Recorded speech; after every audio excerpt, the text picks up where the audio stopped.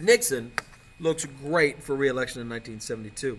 The committee to re-elect the president, with the unfortunate name of CREEP, had raised a fortune from American corporations who Nixon was increasingly doing the bidding of.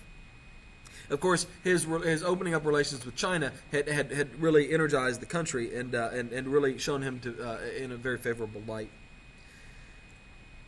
And Nixon, of course, will use the federal government to try to ensure that he wins the election in ways that we're going to find out later are illegal.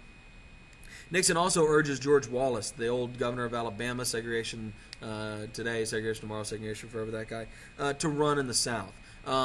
He wants Wallace to run in the South so that Southern previously Democratic voters will have a candidate if they can't bring themselves to vote for Nixon, and to try to pull away potential electoral votes from the Democrat. Wallace, who's very popular in the South, obviously, is actually shot in Maryland in May.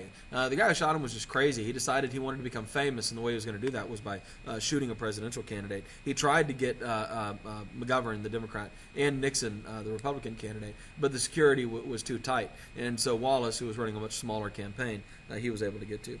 Wallace becomes paralyzed, drops out of the race, and late in his life recants all his racism. He apologizes for all the terrible racist things he had said, so that's nice. The liberals get their dream candidate, George McGovern. He had been really the first major political figure to come out against the Vietnam War, and had said some really controversial things about the war in the Senate, which really pleased liberals. He had reformed the nominating process to give women and minorities more of a vote in choosing the nominee, which is going to help him because he does very well with those groups. And he uses that system to get nominated, as well as Nixon cheating, which we'll get to later, to become the Democratic nominee. But he never really has a chance. He's way too far to the left. He is the poster boy for all the excesses of the late 1960s and early 1970s. And Nixon, here he is saying some interesting things on the floor of the Senate. But Nixon is going to easily crush McGovern. Although, don't be fooled, there's a reason for this that we'll get to later. And in reality, this victory in this election is going to sow the seeds of Nixon's destruction. The 1970s will see a transformation of the American economy. It's the end of the cheap raw materials available from all these lesser developed countries, and that's going to lead to inflation as groups like OPEC, the Organization of Petroleum Exporting Countries, organize themselves and become political. They are going to demand higher prices for their oil. Higher prices for Arab oil is ultimately going to severely limit the American economy. And of course, they're angry at us because of our actions in Israel, and so they will periodically just refuse to sell us oil altogether, which will create oil crises here in America. But the price of a barrel of oil will go from $3 to $15 a barrel. And since oil is in virtually everything, this creates an energy crisis that affects every sector of America. Western Europe and Japan had also rebuilt themselves from World War II and began to become major competitors in manufacturing, which is going to hurt U.S. corporations who have to either restructure the way they do business or fail altogether.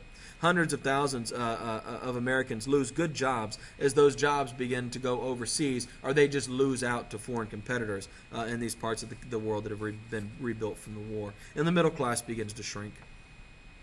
Nixon's response to this is to cut spending and raise taxes because at the time, Nixon's economists anyway, believed that the problem was that we were spending more than we were taking in taxes. This fails, which honestly, if you take AP macroeconomics next year, it'll be very clear why. And it makes the economic situation much worse. Nixon turns to a new school of economic thought called monetarism, raises interest rates, and inadvertently, presumably, creates what we call stagflation, which is high unemployment. If you look at these graphs for a minute, you'll see what I'm talking about. High unemployment while having high inflation at the same time. And in fact, for a period of 2.5 years, inflation is above 15%, which is pretty huge by American standards. In 1971, Nixon tries to impose a 90-day freeze on price and wages and creates a federal agency to control prices. These are not conservative ideas, by the way. But Nixon panics before the election, increases government spending, drops the interest rate, and creates a massive deficit in a desperate attempt to spur the economy so he can get elected. It works in the short term, but by 1973, inflation is back up to 9%, and in 1974, with another oil embargo, inflation shoots up to 14%. America is becoming obsessed with oil and the role it plays in our economy. And we begin to hear the first significant talks about energy independence and how we have to get off oil and to other sources of energy. Although during the 1970s and 80s and 90s, we don't really do anything about that, and arguably the 2000s.